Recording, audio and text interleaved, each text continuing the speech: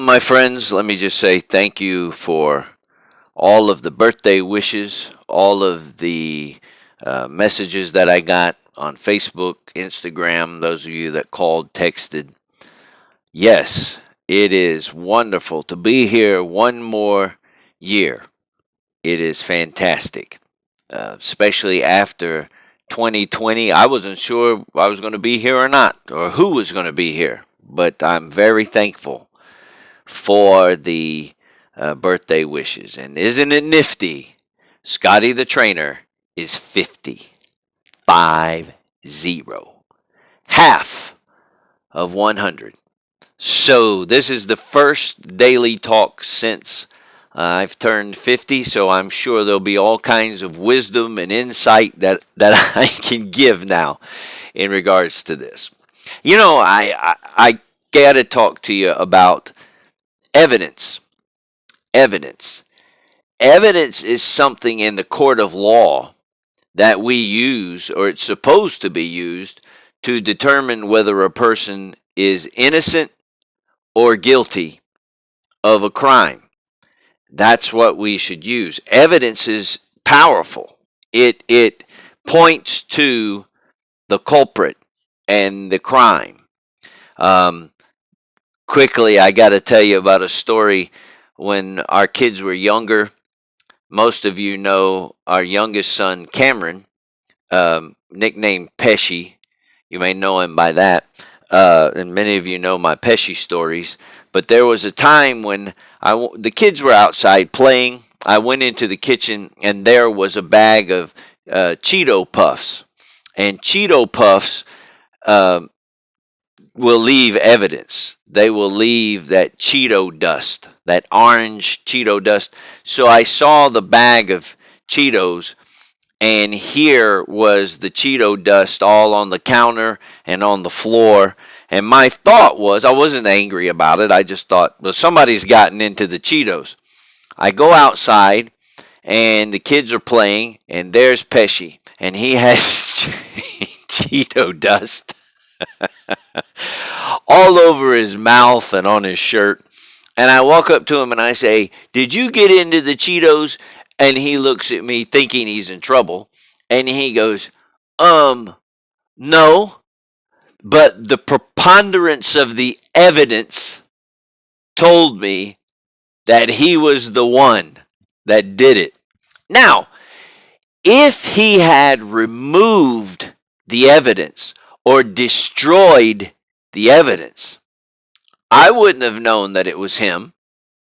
But the the evidence convicted him, convicted by Cheeto dust. And I couldn't help but think about a story in the Jewish writings about the life of Jesus. Now, before you go, I don't believe in Jesus and all of this stuff and religion and blah, blah, blah, blah, blah. All I'm asking you to do is see if there's something we can learn from a Jewish story that was given to us. So very quickly, this is about the man named Lazarus. Now, Jesus and Lazarus were friends. Jesus would go to his house and have dinner. Lazarus had two sisters that were very close with Jesus, Mary and Martha. Jesus got word that Lazarus had died. And so by the time Jesus got back, Lazarus had been buried in a tomb for 4 days. 4 days. And so Jesus gets there, performs a miracle, says, "Lazarus, come out." And Lazarus comes out, and Jesus says, "Loose him and let him go." So now here's a man that had been dead for 4 days, and now he's alive. So that's wonderful, and there's a ton of stuff there. But I don't want to deal with that. I want to talk about the aftermath of this miracle. So now, what happens is, what do you do after you've been dead for 4 days? You throw a party, a dinner party. And so Lazarus is at the dinner party. Mary and Martha are there. And of course, Jesus is there. And the house is filled with people that have come from all over. Well, why not? Imagine if somebody that you knew had been dead for 4 days, you're going to sit there and want to know all kind of stuff, right? What was it like? Was it cold? Did you see a light? Did you go into the light? Did you follow the light? All of this is going on. Well, also at this dinner party were the religious people of the day, the Pharisees and the Sadducees. Now remember, the Jewish writings tell us that the Pharisees and the Sadducees, the religious people of the day, did not buy in to Jesus. They did not believe he was the Messiah, or as the Jews call him, the Messiah. They did not believe that. Another term is Yahweh. They did not believe he was all of this. But now they have a serious problem because there's evidence. They look at one end of the table and there's Jesus, the man who says, I'm the resurrection and the life. And they look at the other end of the table and there's the evidence. A man that was dead, diagnosed dead. The coroner said he was dead and he was buried for 4 days. Now they've got evidence to contend with. So here's what I find fascinating. They start to have a conversation. All of this is recorded. And the Jewish writings tell us that the religious people say, well, what are we going to do? So the first thing that they came up with is this. Let's get rid of Jesus. Let's kill Jesus. Now, there's some religious people you want on your side, right? Let's kill the creator of spirituality. Let's get rid of him. They couldn't do it at that time because the popularity of Jesus was off the charts. It was huge.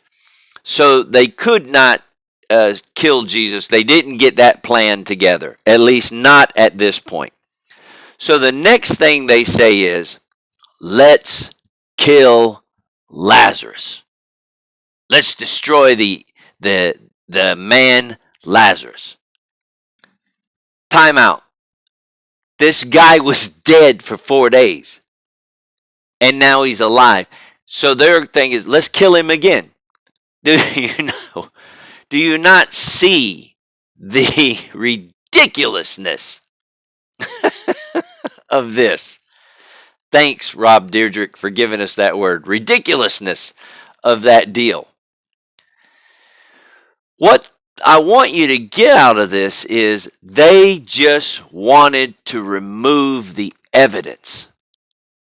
Because you can call yourself a resurrector of dead things if you have evidence of that. But if they could erase the evidence, then they would somehow debunk Jesus and his claims. Now, how I feel like that applies to us is in life will do its best to erase or remove the evidence a lot of times that something is happening for us, that somebody is looking out for us, that the universe does have a plan for us.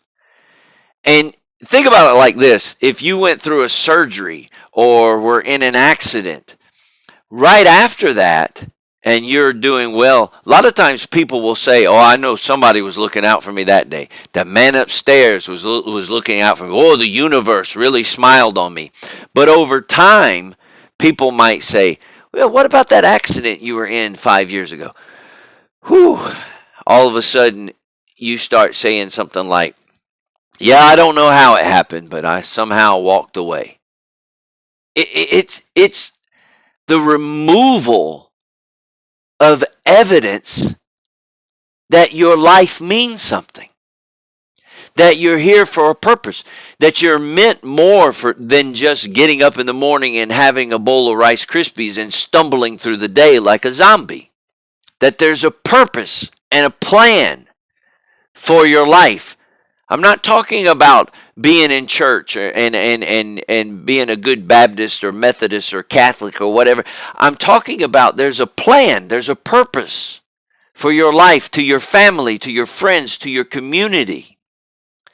And I know that there's a purpose because you got up this morning and I got up this morning. And if there wasn't a purpose for us, then the evidence would show that there was no reason for us to be on this earth one more day. But since we are here, let's get busy this week. Let's do some good for ourselves and for those around us. Don't let life destroy the evidence that you are who you need to be. Have a great week, and may God bless you. This is my prayer.